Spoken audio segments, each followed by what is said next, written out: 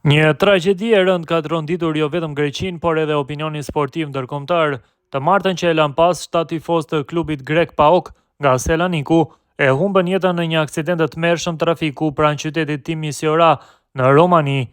Furgoni me të cilin udhtonin tifozët u përplas frontalisht me një kamion në autostradën DN6, rrugë që njihet nga vendasit si rruga e vdekjes. Mediat rumane raportojnë se ky është aksidenti më i rënd i regjistruar në këtë zonë në të paktën 20 vitet e fundit. Përveç 7 vdekurve, 3 persona të tjerë mbetën të plagosur, njëri prej tyre në gjendje të rëndë. Viktima e 7 është Vasilis Palos, me origjinë nga Shqipëria.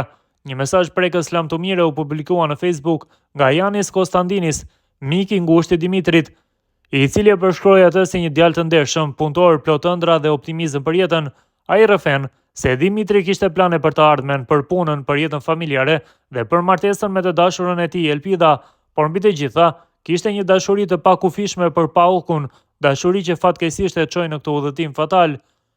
Një moment i vetëm, një sekond fatale i ndryshoi gjithçka, shkruan ai duke shtuar se buzëqeshja, mirësia dhe dashuria e Dimitrit për njerëzit do të mbetet për jetë në kujtesën e të gjithëve. Trishtimi është i madh edhe për Elpidën tënde të dashur, me të cilën biseduam se së shpejti do t'i propozoje martesë në shtëpinë e saj dhe me të cilën po kërkoni një shtëpi ku do të fillonit jetën tuaj së bashku, shkruan ai mes të tjerash.